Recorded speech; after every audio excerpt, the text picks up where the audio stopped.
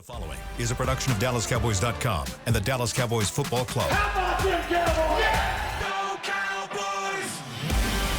This is Girls Talk, Boys Talk, presented by Invisalign, trusted by over 500 NFL players for their winning smiles. And broadcasting live from Dallas Cowboys World Headquarters at the Star.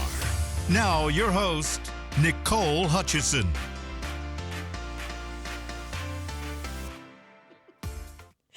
Hello, Cowboys Nation. Welcome into Girls Talk, Boys Talk, presented by Invisalign here in the SWBC studio. I'm Nicole Hutchison, alongside Aisha Morrison and Christy Scales. How y'all doing today? Good. All right. Yes. Good. Let's go. Okay. Yeah. Mm-hmm. Yeah, Come on, let's Christy. go. Yes. That's what I'm talking about. I was talking about Christmas shopping. Were you Oh. talking about football or? My bad. Okay. My Okay. bad. Oh my God. You Christmas shopping right now? Well, not right now. I know, but I'm But- saying like I know. this week. I've already did my Christmas Cutting it shopping. close, sister. I know. Yeah, It's Well, been a then- very busy season. Yes, I was We've about had to a say, very you can't unusual help. schedule. absolutely. That's All right, right. ladies. Gonna get it done. Gonna get it done. Just like the boys. Yes! It will be nice. Talking about. This is gonna be a game. It is. It is. Okay. Come on, Thank you, Jazzy. We're gonna get Thank to you. that matchup later in the show, but we do have to show some love to the boys in the trenches, specifically the offensive line. First, you talk about through the first 11 weeks, the Dallas run game ranked 17th in success rate. Well, 4 weeks after that, they followed him in the 4th in success rate, so obviously the improvement there. They've been 3-1 behind Cooper Rush. Just talking about the improvement, where do you feel like they improved the most and the reasoning for the improvement in the offensive line? The run game, over 200 yards against the Panthers, and that makes it easier for your quarterback. That's a quarterback's best friend, is to be able to hand the ball off and not fall behind the sticks and get some positive yardage on first down. And I think that's why you see the third down conversion rate improving just a little bit. Still some room to go there, but overall, I think they've done a good job of protecting Cooper Rush for the most part, but I see the most improvement in the run game. I agree. I mean, we talked about it on Monday, I believe. There is some, what is the word that Mike McCarthy used? Continuity between a BB, a Hoffman, a TJ Bass. These are guys that when those second stringers are on the other side of the field doing training camp, those are the guys that were working together preseason. They got skin in the game, put it like that, together. So you kind of see that, and also too, but all of those guys, to me, their strength is in. Cooper Beebe's still a really good pass blocker, but he was known for his run blocking. Brock Hoffman as well. I think that's where his bread is buttered for real. TJ Bass, he can get to the second level, stuff like that. You got guys that like and enjoy the run, like playing the run as well. Not saying that other guys don't, but they have a feel to them. They have an attitude to them. They have a willingness to them, and you see that. But also, too, we talked about it. Rico Dowdle is getting familiar with them, and they're getting familiar with Rico Dowdle. They get a feel for when he likes to cut back, when he likes to accelerate, and things like that, because you can see them communicating to each other. So I think you're seeing improvements there, and in turn, like you said, got to give some credit to Cooper Rush as well, though, because he is in control of this offense. And it is at his tempo, so it has something to do with the play caller also finding ways to, make this thing go. And when you think about it, the offensive line, yes, they have later this season they've had a little bit more cohesiveness, but they also sort of haven't, because you had Chuma Edoga get injured, and then Tyler Guyton had to come in, and then you have to see Cooper Beebe suffer a concussion. Brock Hoffman's in at center, and you got TJ Bat. Like, there's so many different rotational pieces, or I say different formations, if that's the word to use with that. But yeah, different combinations. That's the word I was looking for. Combinations within this offensive line that you've had to see, and I think it goes back to what Aisha was saying. It's more of the willingness in terms of run blocking and things like that. But having now seen Brock Hoffman play center, we kind of touched on this a little bit last week. Yeah, I've been seeing it on the Twitter. I want to get your thoughts, Christy, because then we'll kind of go into who you feel like is your starting offensive line. All right. Do you prefer Brock Hoffman at center or guard? Either one, really. Either one. I'm happy either way. But we have to remember that Hoffman was the starting center at the start of training camp and preseason. And so he's got a comfort level there. So it's not like he's playing out of position. He truly can do either one. But it would be interesting to see if moving forward, if you put BB back at, at guard. I don't know. What do you think? Because you watched film of him. Well, that makes it. I'm talking about in college. That makes us draft nerds excited because, I mean, even though Cooper Beebe has, I think, the way that he's performed this year as he's developed into a center again, it's kind of crazy because with the offensive line, it's like if you're not talking about him, it's kind of a good thing in a way. Yeah, right. We haven't really talked about him in a negative way. So you kind of forget, again, like this is a rookie playing this position. Not only that, playing a position that he hasn't played. So, he's gotten better with the snaps and all the timing through the year. But one thing about Cooper Beebe is it's that pop off the ball, man. It is that firing off the ball, how aggressive he can be. And when you play center, there's an extra step. Actually, it's against a couple. Maybe it's a couple more extra steps. And I think that ties into how fast he's been able to play. Do I think he's going to develop into being faster and to getting off the ball and stuff? Sure. But I do consistently. But I do think that his bread is butter when he is like just flying off the ball and being that powerful guy that he is. So we'll see. I think that it's a very unique situation to be in, having these type of discussions. And it just speaks to Brock Hoffman and his development. And he could have, like we talk about resilience, he could have literally sat and wallowed and was sad and whatever after you made Cooper Beebe your starting center. After Cooper Beebe earned it during training camp, he could have literally just tucked his tail and decided like, oh, I don't care anymore. But he kept working, and now his work has come to fruition and to a point to where we're talking about, do we need to have this guy as, a guy that's a starter on your offensive line going into next year? That's a feat. Yeah. That's serious. Well, and we're talking like he's going to be here, and we hope that he is, but he's a free agent. Don't say that. He's a free agent. Hey, we got to be real. And so he has earned himself some money. He That's really fair. has, and that's why I'm happy for him. But one thing, talking to Brock in the locker room after the game, he spoke to the media, and, he was being asked, hey, there was a time, there were 7 undrafted free agents on the field at the same time in the fourth quarter in the Cowboys offense, and, Rico Dowdle also one of them. And Brock said something interesting,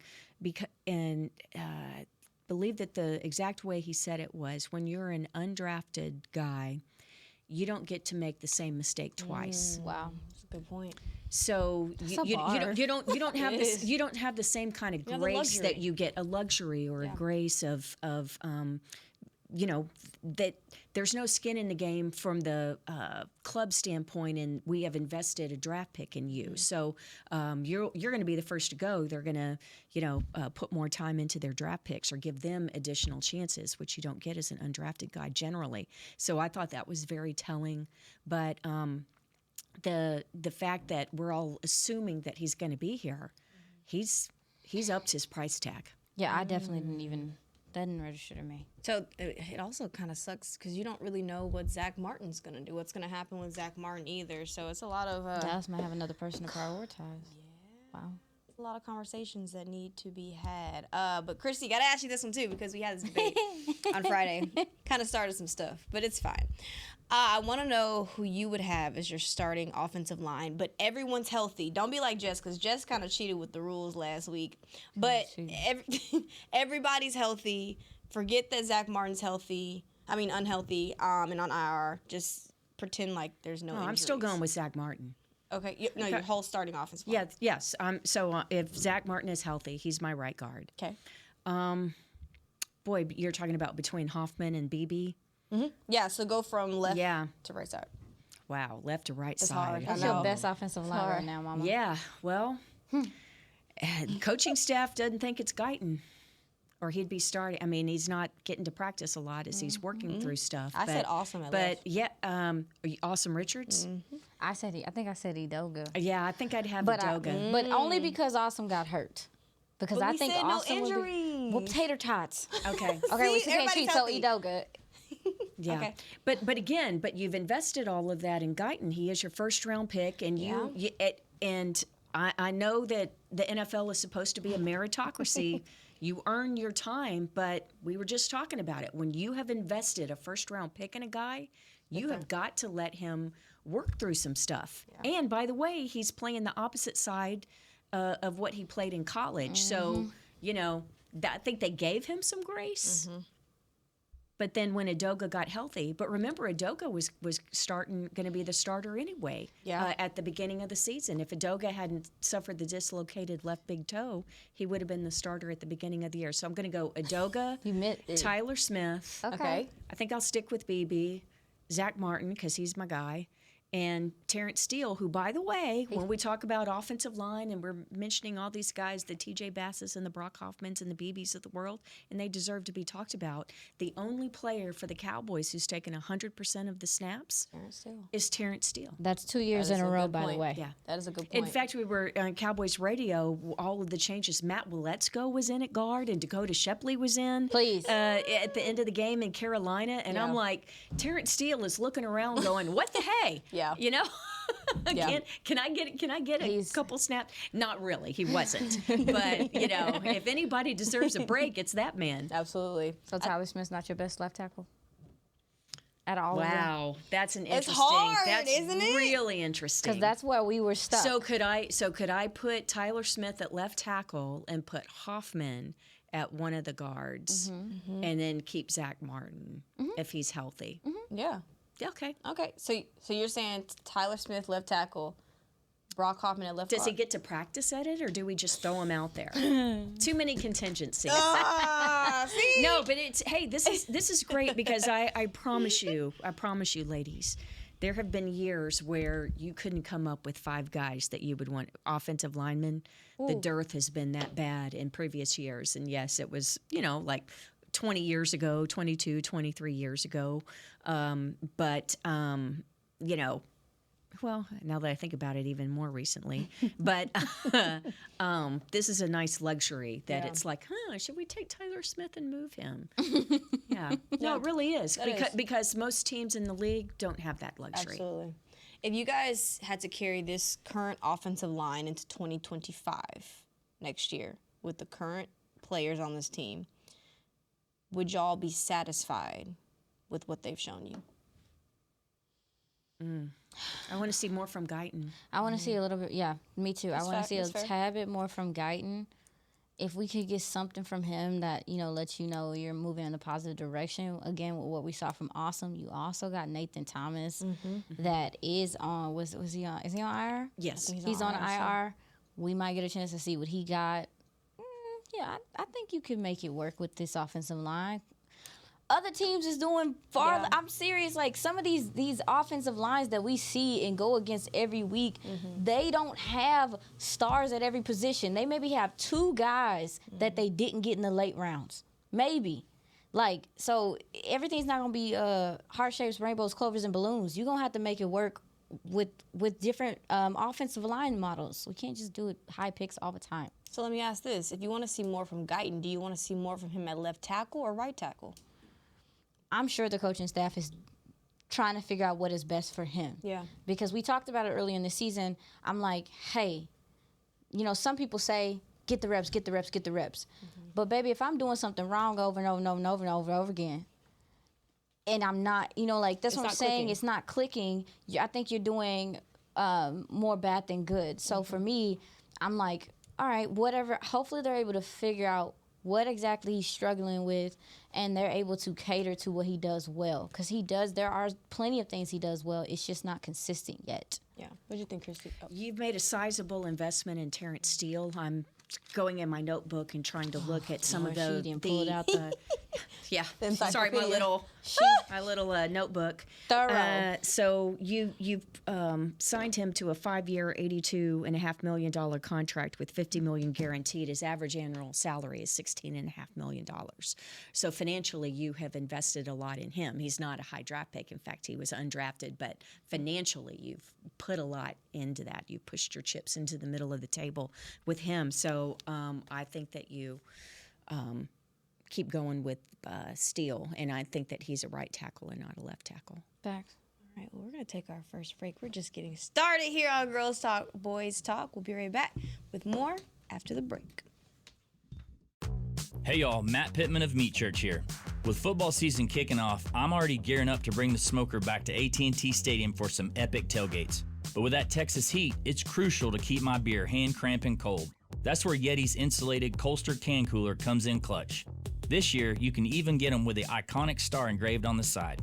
Licensed Yeti Cowboys gear is now available at Stadium Pro Shops, concessions, and on Yeti.com. Check it out today. Yeti, official cooler and drinkware of the Dallas Cowboys. Discover Aiden, the official luggage partner of the Dallas Cowboys and Dallas Cowboys cheerleaders. Known for top-tier engineering and craftsmanship, Aiden offers more than just bags. Originating from Australia and designed in New York, it merges fashion, design, and culture. Used by Dallas Cowboys players, staff, and the entire organization, Aiden provides style and functionality for all travelers. Visit AidenTheBrand.com and use code AidenXCowboys for 25% off your purchase. Travel like your favorite stars with Aiden. When you're on the field, you know what it takes to lead your team and play with confidence. But that confidence shouldn't just stop at game time. It should follow you off the field, too. Join over 500 NFL players who trust Invisalign, the #1 doctor-recommended clear aligner brand. Ready to take the first step towards a smile you'll love? Visit Invisalign.com/NFL and find a doctor near you today. Transform your smile and take your confidence to the next level, both on the field and off. Cowboys fans, when it comes to navigating the ever-changing world of tax, your business needs a partner it can trust to tackle even your biggest tax challenges. Ryan is the largest firm in the world dedicated exclusively to business taxes. Our team of tax professionals has local expertise in all areas of tax and can help you uncover savings opportunities you didn't know you had. Learn more about how Ryan can improve your overall corporate tax performance by visiting Ryan.com. Ryan, the official tax partner of the Dallas Cowboys.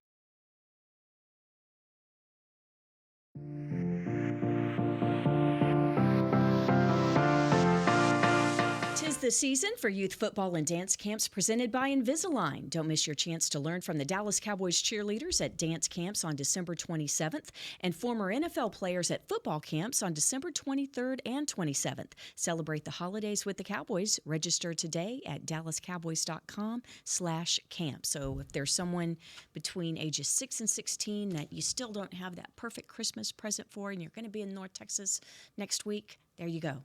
Got the football camp. So dallascowboys.com/camps. You know, it's a great Christmas present. What? Cowboys win? For Mike Zimmer. When the defense plays well. Yeah. You bet. And they've been playing well as of late. I've got to ask you guys, has Mike Zimmer called his best game yet? Oh, wow. Boy, you know, I would say no, just because he still hasn't had his full complement. Demo was, out for the rest of the year. So, Leofau came in and made a couple of big plays, including the forced fumble. But it's still, not the same exact skill set as Demo. So, and he only had his 3 starting cornerbacks for one game. Yeah. So I would say no, just because he hasn't had a full deck to deal with. Same. I would think the same. I mean, I would say even to his standards, he probably hasn't called like the to your point, because he hasn't had all his tools at his disposal. But he should be proud of what he's doing. I don't know if coaches have that, like, because they, this is their job in their minds and whatever. But I hope that he does feel proud about what this defense is doing. And how they've been able to perform this last few weeks. I hope he is. Yeah. I know Jerry Jones is certainly proud because he had talked about it on The Fan when he was asked about Mike McCarthy and Mike Zimmer. Don't know the exact wording, so don't quote me on this, but he did pretty much say that with the way that they have performed, it's something good to be proud about. Absolutely. And it kind of makes it difficult, though, because just you have to remember that everyone's on one-year deals. And it's now getting to the point of the season where you have to start thinking about that. Do you think that Mike Zimmer has built a solid enough case to remain here in Dallas? Yeah, absolutely. Absolutely. Wow. I think I believe that he does because, number one, I think that his system and the way that he does things translates to what offenses are doing. I think that he can attack you from every level on the field, and the disguising on the back end is for these quarterbacks and things. Like, he changes the picture, he changes up looks, he's very versatile.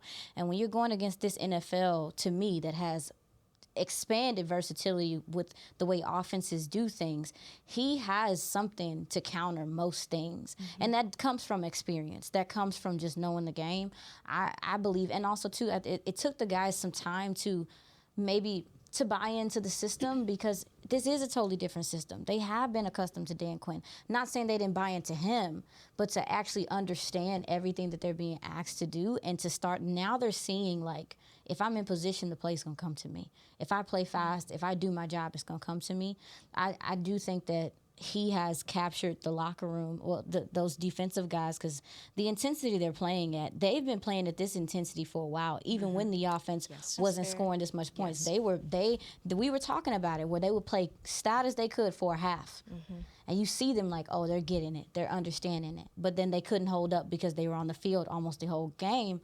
I think he has gotten them in a place to where they understand what they're doing, and I think they're enjoying it at this point. They look like they're having fun. Yeah, I mean, do you think they look they're having fun? Yeah, because they're having success. Yeah. Yeah. I think that NFL players, and just like any of us, whatever job you're in, whatever relationship you're in, what do you want? You want the person to shoot straight with you, and then you want to be put in the best position to succeed.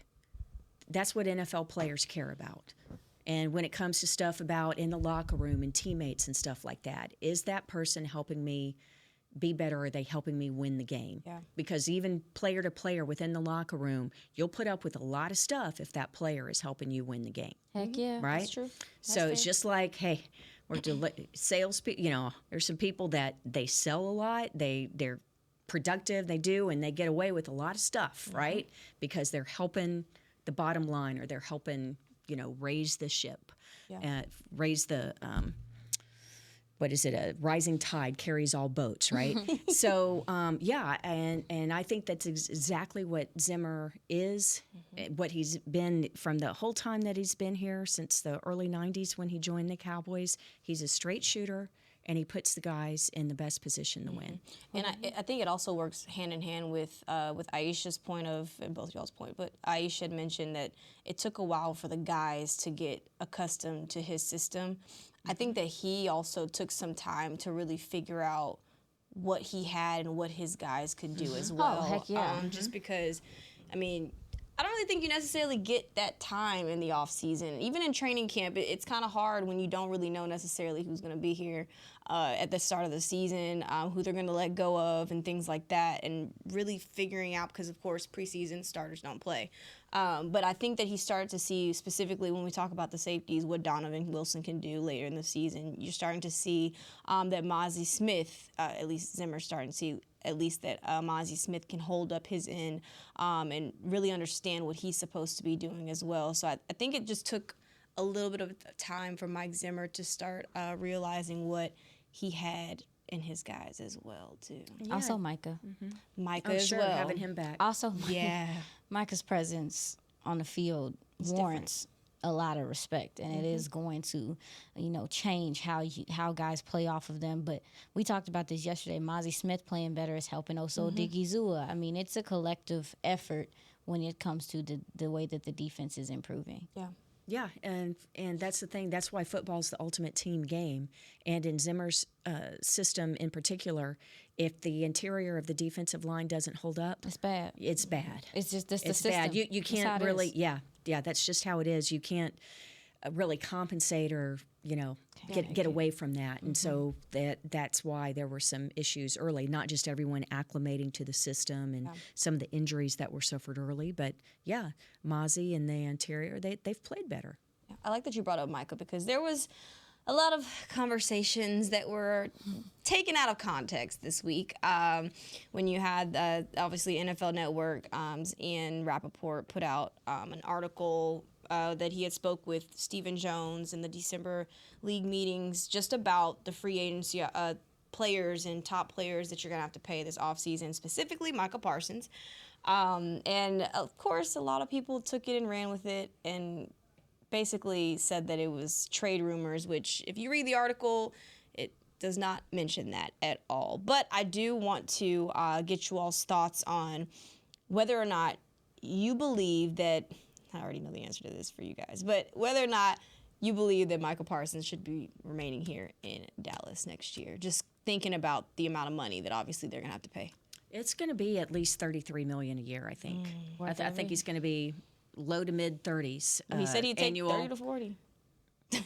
Did his agent approve that? No, I don't think so. He said that. I think he clearly was just talking. Yeah. Clearly. And he didn't mean what he said. So, there's a lot of structuring that they're going to have to do within this contract because you already have the highest paid player in the league at Dak Prescott and then the second highest paid wide receiver with CD Lamb at $34 million a year. So, that it's going to be tough. Yeah. But you see what the product was in October before Micah came back in early November. That's valid. Yeah. Yeah, I mean, per PFF, since Micah Parsons returned to the Cowboys in Week 10, the team has 22 sacks, first in the league, 131 pressures, first in the league, and a 54% pass rush rate. That's second in the league. It's kind of undeniable. Mm-hmm. Just kind of how, but also too, it goes back to Zimmer. It goes back to Zimmer knowing what his guys do well, and it takes me back to hearing Micah Parsons the season starting, talking about he and Mike Zimmer having breakfast together and talking and things like that. The way he's moving him around, and sometimes my favorite thing about Zimmer is that if he sees that a side of your offensive line is weak, he's like, "Hey, everybody over there, we're going to wear you out." Over here, you decide to come in here, you're not gonna chip, you don't have enough manpower, we're gonna go at you. He's like really deploying Micah, and everyone else as well. So it's really a no-brainer. I don't understand why people just take certain players for granted. I mean, this is a special type of talent that we're getting to see on this field with Micah Parsons. So then what do y'all make of the talks when they keep coming up about Micah Parsons and, just the conversations of him possibly not remaining in Dallas? What do y'all make of it? He's clickbait. That's fair. Oh, let her get cook, cook, Christy. No, I mean that's part of it. Yeah, and the financial reality. How do you make that work? How do you have the highest paid defensive player in NFL history? That's what he's going to be, and the same CD way that really, it's going to take a lot of finagling, a lot of juggling. To make this work, to structure it where you can actually have 50 other players on the team. Yeah, I mean, I would say the same way that once he gets paid, the next DN that gets paid is going to have to do it. It got to happen. You got to figure it out. Like, this is just how the market works. This is something that people are paid to prepare for and understand. So for me, it's just like, figure it out. Like, we cannot be a draft and develop team and not want to invest when the players have developed. This is a guy that was not a linebacker coming out of college. He was a linebacker coming out of college. He was not an edge. He converted in the pros to a DN and has become one of the best, if not the best. Pay him. Stop playing these games. Yeah. It's exhausting. And I understand that there are details in it and there's intricacies in it, but sometimes you see a player and you get it done because you also have to make sure you set the precedent that when guys earn their shot, that they get their shot and they don't have to go through a whole bunch of extra drama and BS. As far as what people are talking about trading him, sometimes you don't know a good thing until it's gone. Is that you preaching over here? Nah, it's just very weird. Facts. And I understand that Micah is not everybody's taste. I understand that he does his own thing. He's very free in how he pursues his career and the things he does outside of it. And I know that that's different for some people and it makes some people uncomfortable, but it does not affect how he is on the field. And that's all people care about. Does it affect how you play? And he is at 1,000,000 miles an hour right now, y'all. The motor, the way that he is playing right now, the effort, he is leading in how he's playing on the field. So I'm exhausted with the Micah hate. I think Micah needed this year too. I agree with you. In terms of because let's keep it a stack. Last couple of years, he hasn't had to show that leadership. And not saying that he's not a leader. We don't know what he says behind closed doors. We don't know what he does behind closed doors. We don't know what he does in the locker room. But we haven't seen him be a true vocal leader when he said it in press conferences when there's losses, even when there's wins, even when they just beat the Carolina Panthers, we're still fighting. Like, we're not giving up on this team. We don't know who's going to be here next year. Like, we're fighting for guys and the names on the back of our jerseys. So he's been vocal in terms of that aspect, and I think that he really needed this year to show that, because now you see the play that you get on the field from Micah Parsons, and now you also see that he brings a little bit of extra leadership that people want to follow him. Not that they didn't want to follow him before, but now you're seeing a little bit more from him. So I think that just made his price go up, y'all. The adversity, too, to your point. Immediately when you said that, I thought about the fact that he said, I ain't never been hurt before. Yeah. I ain't never experienced this before.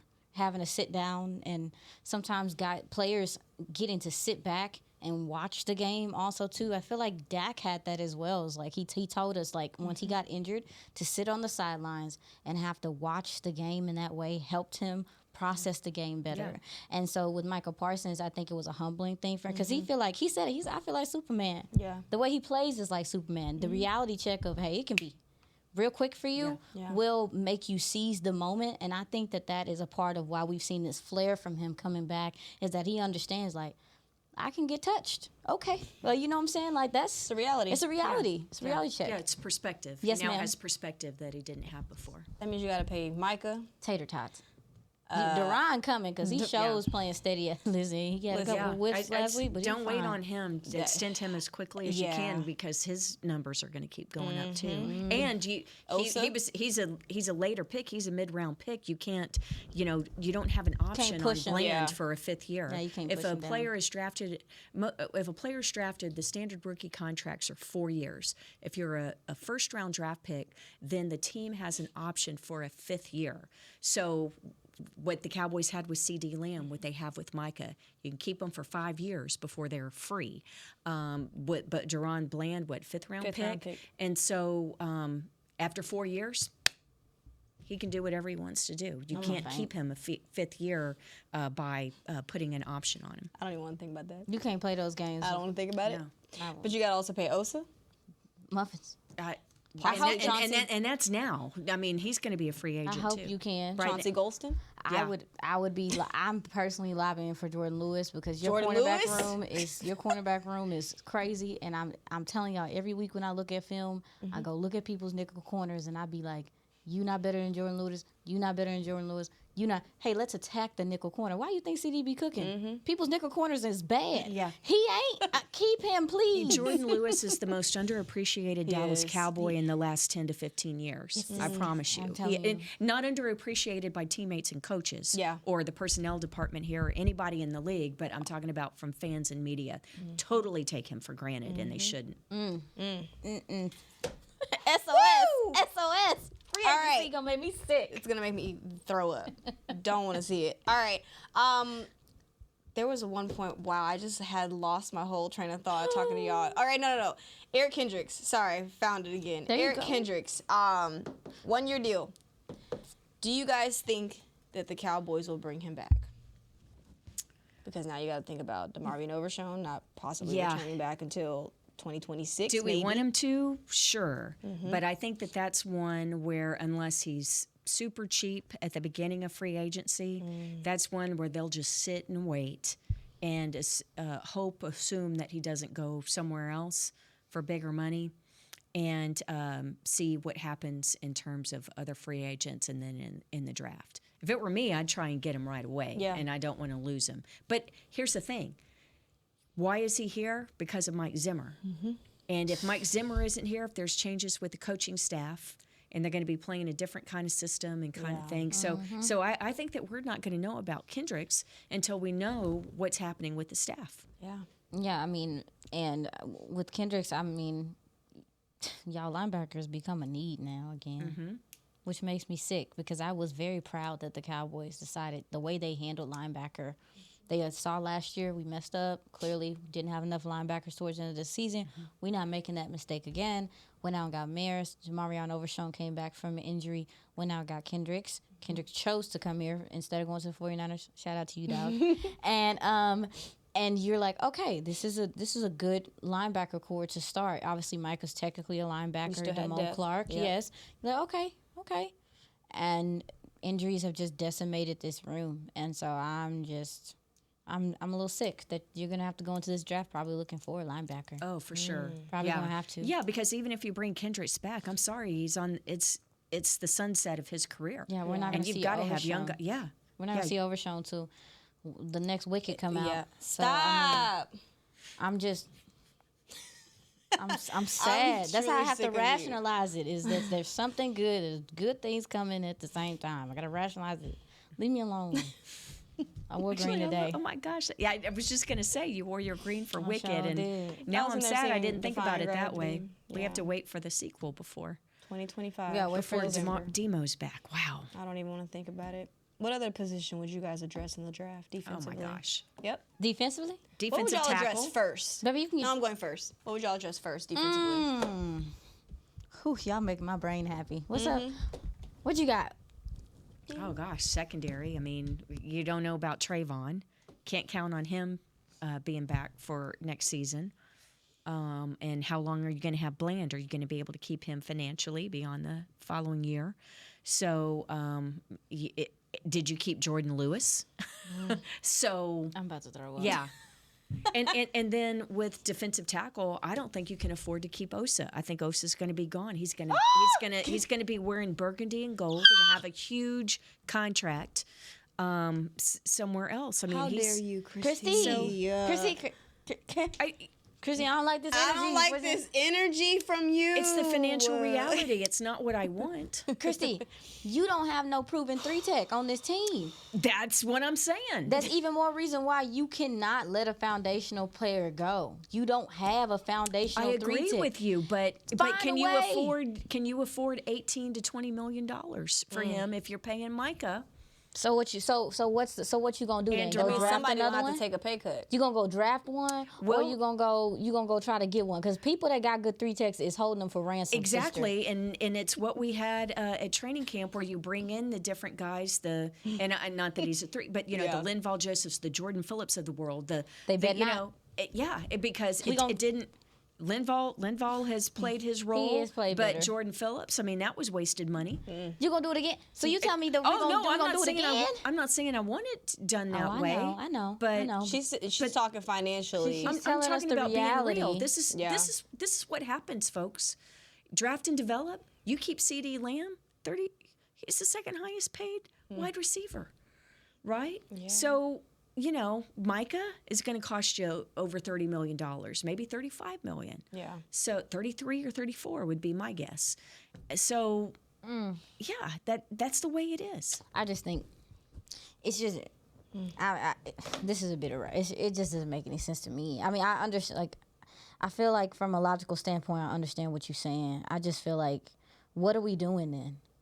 If I'm just being straight up with you. Like, what are you doing as a team if you drafted Oso Digizua, you developed him into the player that he is, you stuck with him, he's done it, and then you just be like, well, we can't pay you, even though, and mind you, you didn't go out in free agency and grab and you mentioned the guys that they brought in. Those are guys like at the last second. Those are guys. Those aren't the this is high the middle level of guys. August, yeah. It's not the high level guys. So it's like you're not going out in free agency and being aggressive in that. But then the guys that you opt, because you're not paying money out there like that. So the guys that you opt to pay and draft and develop, you also can't pay. So who are we paying? We gonna go get somebody from what, Costco or something?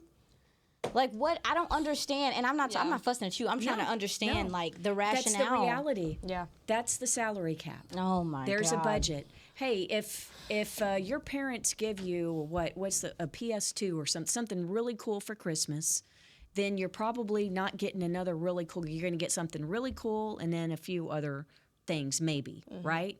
You're not going to be getting a bunch of the really cool stuff because you can only, there's the big gifts and then the rest. Well, it's that way when you have the CDs, the Micahs, the Dax, the Zach Martin, And by the way, even if Zach, you've still got dead money. Right, you've got dead money on these, which count against your cap. Yeah, because guys that aren't on your team anymore. Yeah. Michael Gallup's hitting nasty next year, which is he's retired. I hope he's doing well for himself. But yeah, that's some of these decisions that you've made in the past are what's coming up to bite you to help you develop your future. And it just, again, like, if you can't pay your foundational players, you got a problem. Hey, here's an example on things biting you. Zeke Elliott, they bring him back for 1 year, $2 million deal. Okay, actually his base is $1.25 million. Well, guess what? His previous contract, over 5 times that. He's $6 million in dead money against your cap this year, and then $1.25 million in the base salary. So you're, it's double dipping. You're paying for the previous contract, as well as paying him for a 1 year deal. And that old contract is a lot more, 5 times more than what you're paying him for this year. My head hurt, but it's fine because our head's not gonna hurt when they gotta play the Tampa Bay Buccaneers. Hopefully not. All right, we're gonna be right back with more Girls Talk Boys Talk presented by Invisalign. When you're on the field, you know what it takes to lead your team and play with confidence. But that confidence shouldn't just stop at game time. It should follow you off the field, too. Join over 500 NFL players who trust Invisalign, the #1 doctor-recommended clear aligner brand. Ready to take the first step towards a smile you'll love? Visit Invisalign.com/NFL and find a doctor near you today. Transform your smile and take your confidence to the next level, both on the field and off. Cowboys fans, when it comes to navigating the ever-changing world of tax, your business needs a partner it can trust to tackle even your biggest tax challenges. Ryan is the largest firm in the world dedicated exclusively to business taxes. Our team of tax professionals has local expertise in all areas of tax and can help you uncover savings opportunities you didn't know you had. Learn more about how Ryan can improve your overall corporate tax performance by visiting Ryan.com. Ryan, the official tax partner of the Dallas Cowboys. Hey y'all, Matt Pittman of Meat Church here. With football season kicking off, I'm already gearing up to bring the smoker back to AT&T Stadium for some epic tailgates. But with that Texas heat, it's crucial to keep my beer hand cramping cold. That's where Yeti's insulated Colster can cooler comes in clutch. This year, you can even get them with the iconic star engraved on the side. Licensed Yeti Cowboys gear is now available at Stadium Pro Shops, concessions, and on Yeti.com.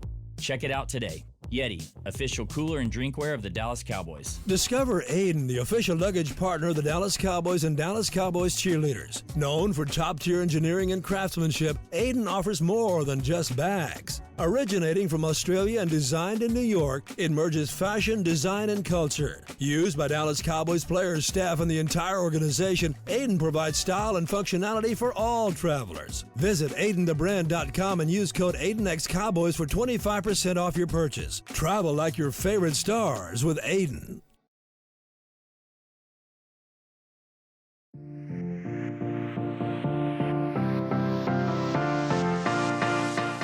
Cowboys Nation, Amanda Foster has been named your 2024 Dallas Cowboys Fan of the Year, presented by Captain Morgan for her dedication to the team and spicing up the game. Vote for Amanda to be named the ultimate NFL Fan of the Year at NFL.com/Fan of the Year. So vote for Amanda so the Cowboys can get another win. Yes, go ahead and vote for Amanda. We would appreciate it. All right, Sunday night, the Cowboys take on the Tampa Bay Buccaneers. Christy, I'm going to you because there's a lot of ties between these two teams. Yeah, Todd Bowles, who's the head coach of the Bucs, I remember he came in as the defensive backs coach when Bill Parcells took over back in the early 2000s. So Todd Bowles was with the Cowboys for 3 years, actually 2005 through 2007. And then other guys that are on the staff, godly, there's so many of them. Casey Rogers, George Edwards, who did great work with the linebackers recently with the Cowboys. He's over there, and their offensive line is really, really good, and a big reason for the success in the run game and protecting Baker Mayfield. And Kevin Carberry, who used to be an offensive assistant here, has been their offensive line coach and done a great job. So, you look across the field, there's going to be a lot of familiar faces, but I'm really excited to see the Bucs because Baker Mayfield is a guy that I've always enjoyed watching, even though in college, and just I love those kind of swashbuckling kind of guys with the moxie and all that kind of stuff. And he has been hot of late. Mm-hmm. That offense has been really hot. They've won 4 in a row. They're averaging more than 30 points per game in this 4-game win streak. And then their defense with what Todd Bowles does. He's even though he's the head coach, their defensive coordinator doesn't call the plays. Todd Bowles still calls the plays, and there's going to be a lot that Cooper Rush is going to see. They bring a lot of things. They'll try and disguise things. There'll be some exotic looks, and so. If we have a lot of these young offensive linemen playing again this week, like we did last week, it's going to be a real challenge for them because they're going to not just Vita Vea at all 350 pounds of him in the middle of that Bucs defensive line, but it's going to be a challenge to identify who the Bucs are bringing. Real fast. Go ahead. Don't host. My bad. Real fast, because I know we are going to be breaking down the matchup over the next couple of days, but just thinking big picture here, what challenge does Baker Mayfield bring? The biggest challenge that he brings? Oh, he's a little unpredictable to me. Okay. I think that's what makes him kind of he can surprise you with some of the things he can do. He'll escape the pocket, he'll run, he'll make plays, he'll shovel pass. Sometimes he be freestyling out there a lot of the time. And he has developed, I think at Tampa Bay, he has developed more control in his play.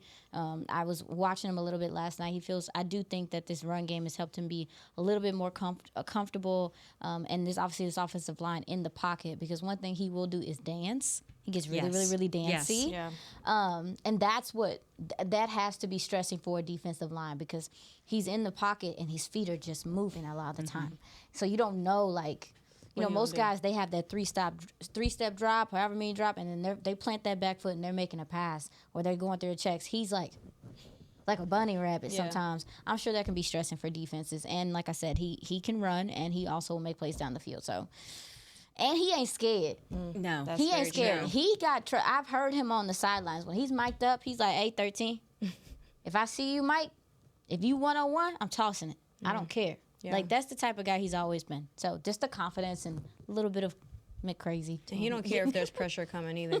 He's going to get throws off. That's what I've noticed. And that's the thing, that confidence that he has in himself and his trouble. receivers, sometimes it can work against him. He is streaky, but it can be streaky the other way in terms of turnovers. So that was the thing with their losing streak, and it's been better obviously with their 4-game win streak, but that cockiness and that confidence, sometimes he's so determined to fit that football in there, and he's going to throw it when you and Cade Otton, the tight end. Nobody really talks about him. He's their leading receiver in terms of number of receptions. So he's going to, Baker Mayfield's going to fit those passes into those tight spaces. Yeah. So, but if you don't get pressure on him, forget it. But if you do, and he's trying to make those throws, you may have an opportunity for the takeaway. I think he needs a little humbling. I need Micah Parsons. He's gonna have his feast. His Micah moment, as one of my other coworkers likes to say, where quarterbacks are running from Micah and they think they have more time than they normally have, and they just look up, or you see them visibly look back, and he's like right there on their neck. It's like Animal Planet, where the antelope looks back and the lion's right there, like, look at, too late. I was cackling too late. because he had that pouncing. You know how with Demario Overshawn, we've seen him literally just thrust himself in the air sometimes. He be pouncing on people. Micah had a pouncing spirit too on Sunday. I said, stop. Y'all just act like some cats. Oh my gosh. Tackling people all crazy. Stop. All right, ladies. Well, this has been fun. It was fun. We'll be back here tomorrow at 4:00 p.m. for Aisha Morrison, Chrissy Scales, myself, Nicole Hutchison. We'll see y'all tomorrow. This has been a production of DallasCowboys.com and the Dallas Cowboys Football Club. How about this, Cowboys? Yeah!